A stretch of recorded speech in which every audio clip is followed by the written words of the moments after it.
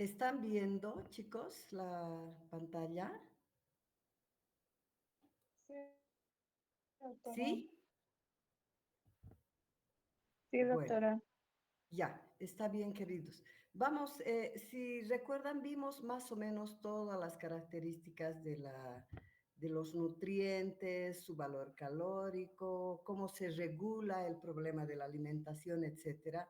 Y ahora vamos a ver uno de los trastornos más importantes de la nutrición, que es la obesidad. Entonces, sabemos bien que este es un trastorno nutricional eh, debido a un exceso de la grasa corporal. Otro trastorno es la desnutrición. Entonces, ahora nos vamos a abocar un rato a la obesidad. Este es un problema prevalente en este momento a nivel mundial. Antes el problema grave de salud era la desnutrición, particularmente en los países del tercer mundo. Sin embargo, en este momento la obesidad ya no solo es un problema de los países desarrollados como lo era de los Estados Unidos y de Europa, sino que está globalizado. Y uno de los países que más afectación de obesidad tiene es a nivel mundial es México.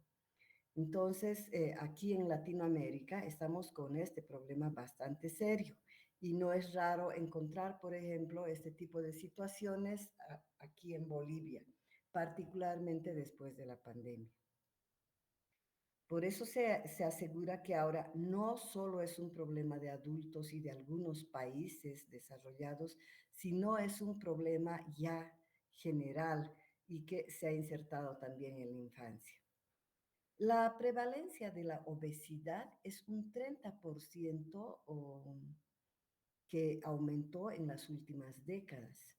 Eh, Porque antes, no, bueno, ustedes tal vez no recuerdan, pero antes el tipo de vida era totalmente diferente. Eh, los niños, después de llegar de la escuela, del colegio, salíamos a jugar y jugábamos todo el tiempo, es decir, que quemábamos muchas calorías. Ahora la vida es totalmente sedentaria. Vamos a ver la multicausalidad de este problema de la obesidad. No es solo el exceso de alimentos, sino son muchas situaciones que intervienen. El tipo de alimentación, por ejemplo, el consumir alimentos hipercalóricos que ahora están absolutamente de moda, las alitas, las pastas, los chisitos, todo lo que ustedes se imaginan, toda la chatarra que conocen y que se come a diario. Y por otro lado, la vida sedentaria. Ahora, los niños y los adultos ya no hacen, si quieren, en la misma intensidad un ejercicio físico cotidiano, sino llevan una vida sedentaria. Por ejemplo, los niños están ya con el celular, con el tablet, ni qué decir de ustedes, ¿verdad? Hacen una vida sedentaria y aunque hay una tendencia a recuperar, digamos, esta vida más saludable a través de manejar bicicleta o ir al gimnasio, etc. Entonces, todo esto ha hecho que se incremente la obesidad. La tecnología que ha ingresado muy fuertemente en los últimos años, que se ha intensificado. Fíjense el trabajo durante la pandemia, cuando todos estaban cerrados, cuando no asistían a sus puentes de trabajo, la mayor parte ha sido de tipo virtual. Entonces, de alguna manera ha forzado a que toda la gente se quede y que esté de forma virtual. Entonces, ese tipo de trabajo que ameritaba, digamos, el uso de la fuerza física como era antes, ya ha desaparecido y está siendo sustituido por esto. El estilo de vida, que es más o menos todo esto que les voy mencionando, el tipo de alimentación, el tipo de vida que uno lleva, eh, ¿verdad? Es comer, beber y cosas totalmente hipercalóricas. También se ha visto que los factores genéticos tienen mucho que ver.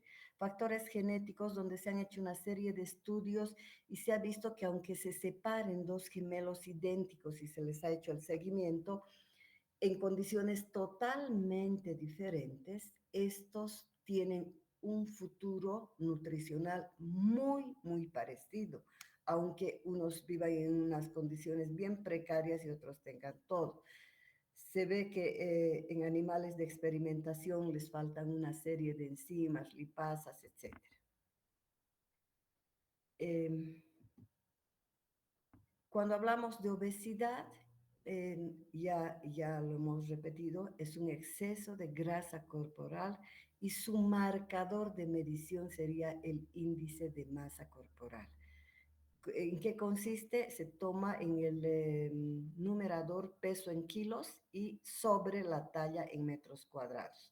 Y se habla de sobrepeso cuando está más o menos 25 a 29.9 kilogramos por metro cuadrado. Y obesidad cuando es mayor a 30 kilogramos por metro cuadrado.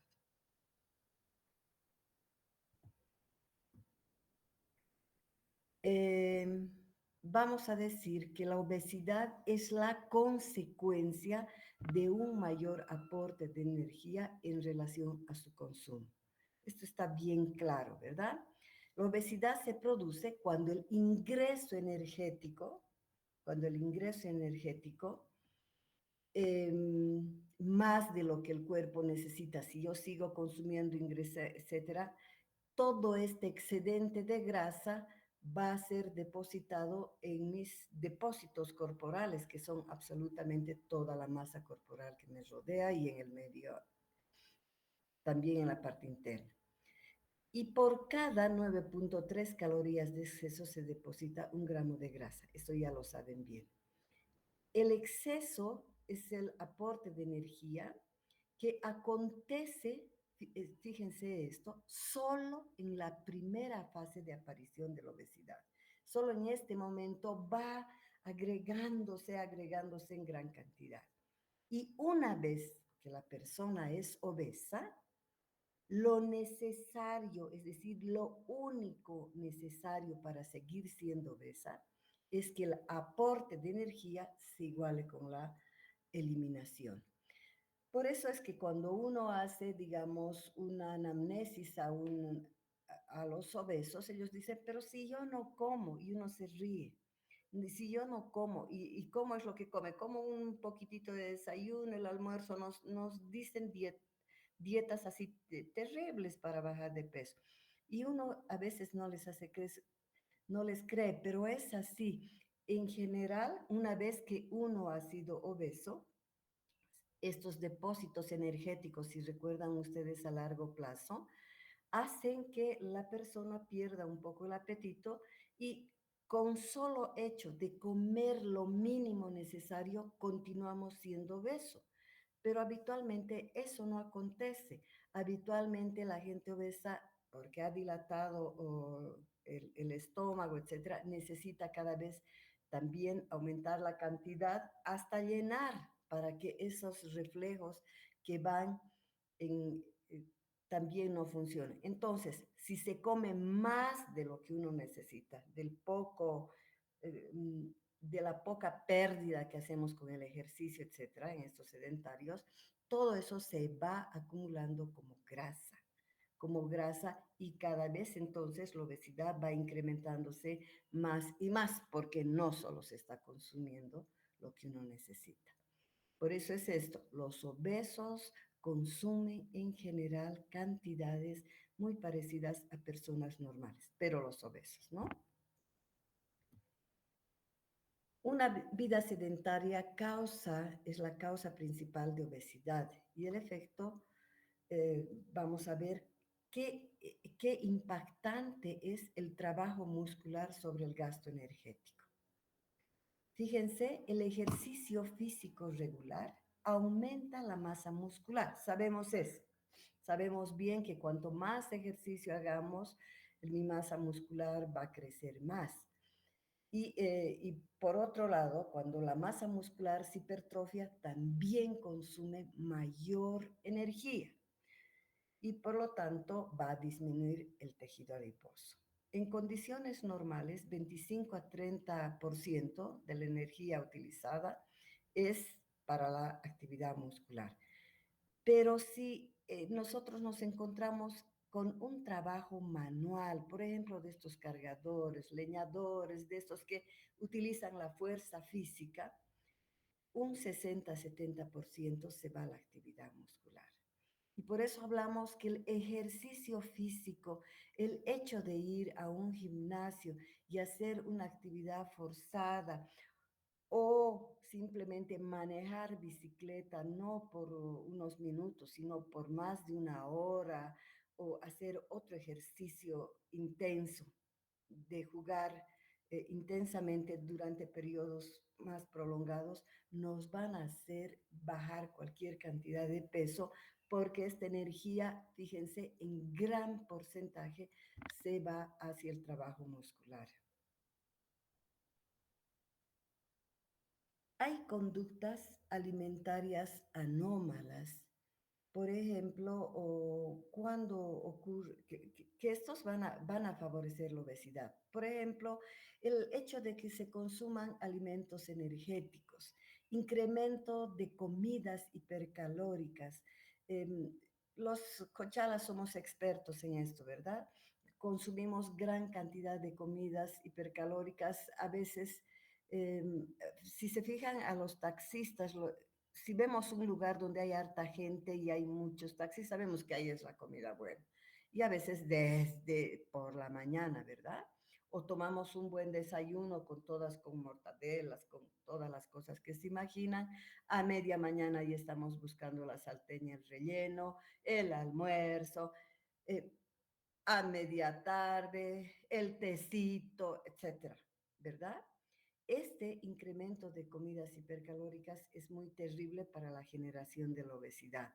El incremento del número de comidas. Tenemos que estar todo el tiempo, a veces sin razón. Vamos, abrimos el refrigerador, sacamos lo que encontramos, aunque no tengamos hambre, y nos metemos a la boca. Hay también bebidas hipercalóricas, todas las gaseosas, Coca-Colas, Fantas, todo lo que se imaginan, ya saben ustedes que su contenido de azúcar es muy alto. Entonces, esto es importantísimo para generar la obesidad. Hay factores psicológicos como situaciones estresantes. Fíjense, la muerte de seres queridos o divorcios, abandonos, etcétera. Todo esto muchas veces produce depresión y la depresión hace que la persona necesite algo para calmar un poco este dolor o esa tristeza y por eso se habla que se come para liberar tensiones. Aunque esto no es en el 100%. Algunas otras personas, cuando tienen este tipo de situaciones dolorosas, estresantes, etcétera, más bien dejan de comer en absoluto. Pero una de las situaciones bien importantes es esta, de las situaciones de depresión que uno puede vivir. La sobrealimentación infantil, hay ideas erróneas en los padres, particularmente en las abuelas, donde se dice que mínimo debe haber 3 comidas y que cada comida nos deje así rellenos, así sin más espacio. La formación de adipocitos, esto es bien importante, chicos, es muy rápida el primer año de vida y en la etapa inicial de la adolescencia también. El número de adipocitos en niños obesos es 3 veces más que en el niño normal. Por eso hablamos cuando en pediatría encontramos a un niño obeso y está descrito esto. Un niño obeso en general es un obeso futuro de la vida adulta. Entonces, aquí debemos intervenir para evitar la obesidad, hablar con los padres y que hagan una dieta más saludable. Puede ser también algunos otros factores neurógenos, genéticos, como tumores en hipófisis, en hipotálamo, etcétera. Anomalías en los neurotransmisores que regulan la alimentación también, es otra de las causas, pero esto es mucho más raro. Este bloque que se refiere a la alimentación, este es el gran problema porque es cotidiano, es lo que estamos viviendo todos los días. ¿Cuál es el tratamiento de la obesidad? Fíjense, el tratamiento de la obesidad, en primer lugar, hay que tratar de hacer una concientización, hacer una consejería, es bien importante. Tratar a un obeso, a un niño obeso, un adulto obeso, lo primero que tenemos que hacer es que éste reconozca que es obeso. Así como cuando estamos ayudando a un drogadicto o a un alcohólico, si éste no reconoce que es alcohólico o drogadicto, no vamos a poder avanzar. Lo mismo acá, porque cuando uno les dice, por ejemplo, a los adultos, usted está con obesidad, ¿cómo? Dicen, o si está con sobrepeso, piensan que está en el peso ideal. Entonces, este es un primer paso bien importante, el que reconozcan que estos pacientes se encuentran con un trastorno de la nutrición.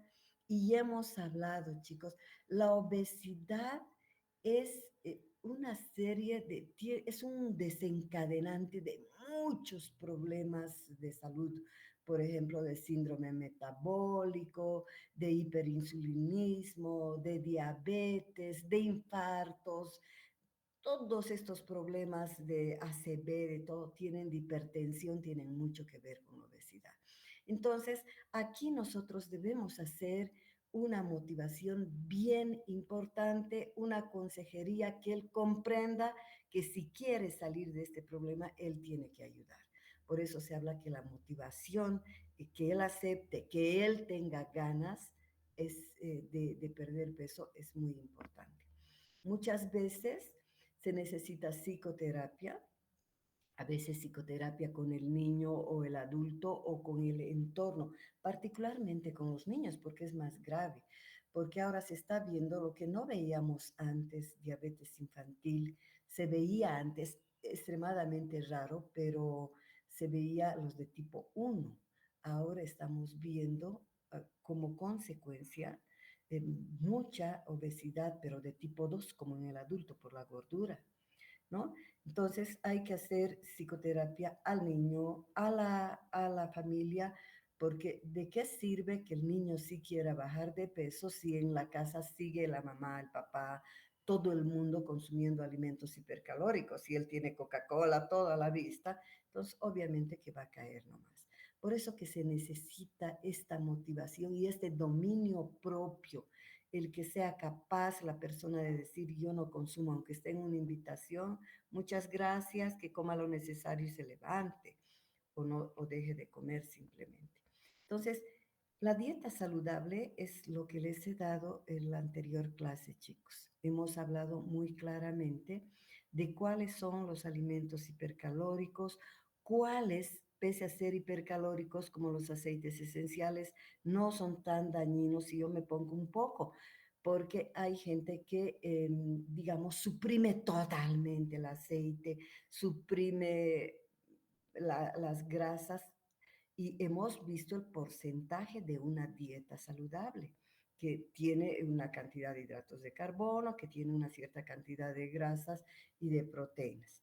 Pero ya sabemos cómo es hacer una dieta saludable, por eso se debe enseñar a comer sano. Y esto es vital, es vital el incremento de la actividad física. Ya saben ustedes que cuando hay una actividad física intensa, gran parte de la reserva se va para el funcionamiento de ese músculo. Y cuando la obesidad es mórbida, hay que primero ponerlos estables a través de una dieta saludable, de hacer algo de ejercicio físico y luego si no, hay medicamentos que en general no se utilizan mucho, pero más se opta por la cirugía, esta cirugía bariátrica, la de banda, etc. Hay también otros cuadros que son la anorexia, la caquexia. Fíjense, cuando hablamos de inanición, nos estamos refiriendo a ese adelgazamiento, pero extremo último que presentan las personas y que se caracterizan, están en las desnutriciones de tercer grado. Vemos claramente, chicos, fíjense lo que pasa en el África, por el lado subsahariano, por Kenia, todos esos lugares donde la gente literalmente muere de hambre porque no tiene que llevarse la comida. Ahí estamos viendo niños jóvenes con desnutriciones así marasmáticas que son piel y huesos, ¿verdad? Pero a veces podemos ver en situaciones de cánceres, por ejemplo, en pacientes acá terminales. Y cuando hablamos de anorexia, este es un trastorno de la imagen, donde la persona anoréxica ha tenido mucho que ver, le han hecho una serie de lavados desde guagua, le han hablado que no debe engordar, etcétera. Pero son trastornos ya estos, donde el anoréxico o la anoréxica en general, porque es más en mujeres, la anoréxica ve a todos flacos y ella se ve gorda aunque esté piel y huesos. Son trastornos entonces de la imagen y pierden el apetito y hay casos tan graves, pero tan graves de anorexia, que si no se interviene, estas mueren chicos, mueren así por su anorexia, porque llegan a grados extremos donde se produce la muerte si es que no han hecho un tratamiento psiquiátrico en ellos. La caquexia también es un trastorno metabólico, está asociado en casos terminales, ya es la forma casi premortem de las personas, ¿no? En los cánceres, en el SIDA, en esto que vemos en el África, etc.